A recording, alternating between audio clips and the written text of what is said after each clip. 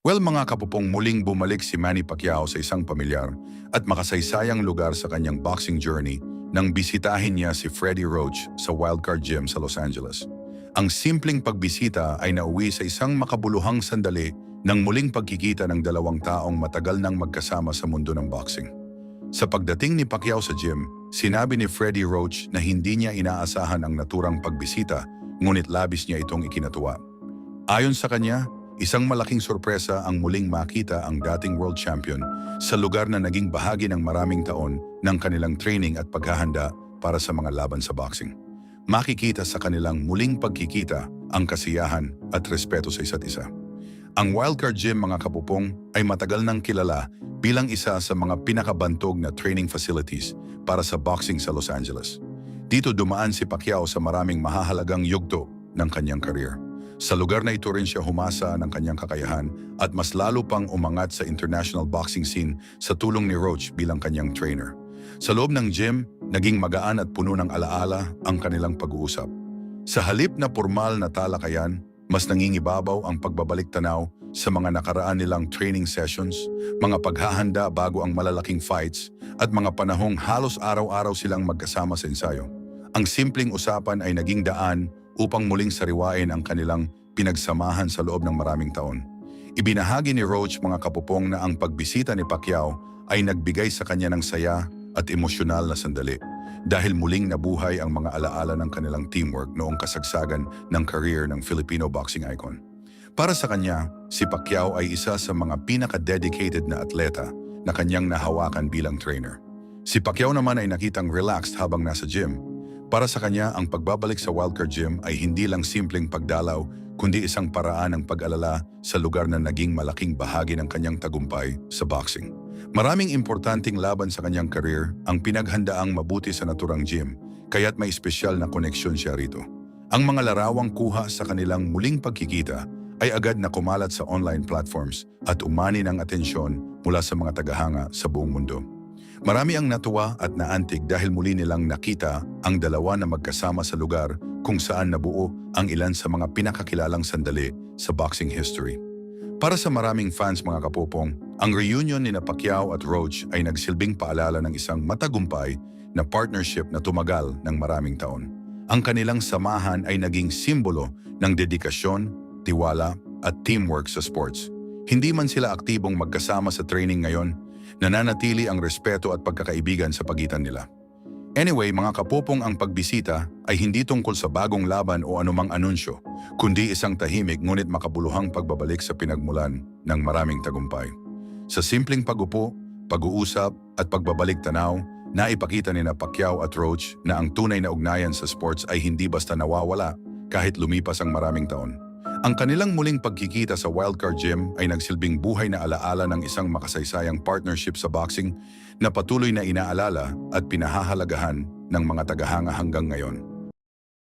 Well mga kapupong, nagbigay ng update ang mga awtoridad sa Pilipinas kaugnay sa isang operasyon na muntik nang magresulta sa pagkakakuha ng kilalang personalidad na si Atong Ang.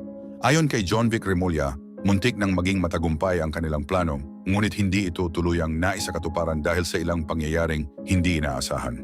Sa kanyang panayam, sinabi ni Remulla na matagal na nilang pinaghandaan ang naturang operasyon. Pinag-isa ang puwersa ng iba't ibang law enforcement unit upang matiyak na maayos at naaayon sa proseso ang bawat galaw.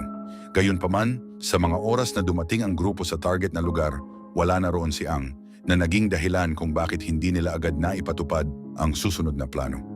Ikinuwento ng kalihim na inaasahan nilang maaabutan si Ang sa nasabing lokasyon. Subalit nagkaroon ng pagbabago sa sitwasyon at nauna itong nakaalis.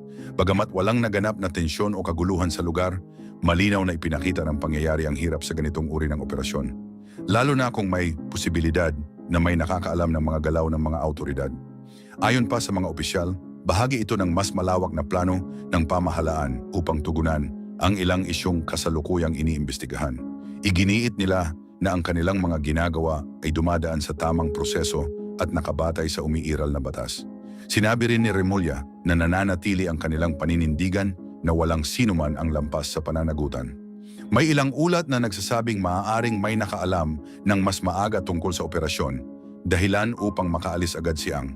Ngunit hanggang ngayon, wala pang kumpirmasyon ukol dito. Hindi rin nagbigay ng karagdagang detalye ang mga autoridad tungkol sa pinagmulan ng nasabing impormasyon, bagamat kinilala nilang may ganitong mga pagkakataon sa mga sensitibong kaso. Sa kabila nito, tiniyak ng Department of the Interior and Local Government na hindi dito nagtatapos ang kanilang mga plano. Patuloy ang pakikipag-ugnayan nila sa iba pang ahensya upang matukoy ang posibleng kinaroroonan ni Ang. Layunin nilang mas mapahusay pa ang kanilang mga susunod na operasyon upang maiwasan ang kaparehong sitwasyon. Pero mga kapupong, kapansin-pansin ang pagtaas ng interes ng publiko sa nasabing usapin. Marami ang patuloy na sumusubaybay sa bawat update at nagiging usap-usapan ito sa iba't ibang lugar. Para sa ilang eksperto, ang ganitong pangyayari ay nagsisilbing aral upang mas mapabuti pa ang paraan ng pagpapatupad ng mga operasyon. Sa panig ni Remulla, nananatili siyang positibo sa kabila ng nangyari. Sinabi niyang bagamat hindi nila tuluyang naisakatuparan ang layunin, ang pagiging kalapit dito ay indikasyon na nasa tamang direksyon ang kanilang ginagawa.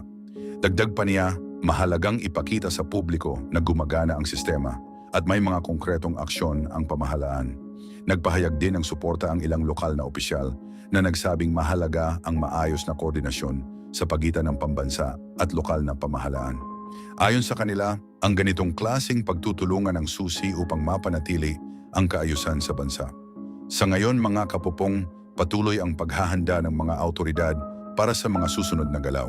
Sinusuri nila ang mga detalye ng nakaraang operasyon upang matukoy kung saan pa maaaring mag-improve.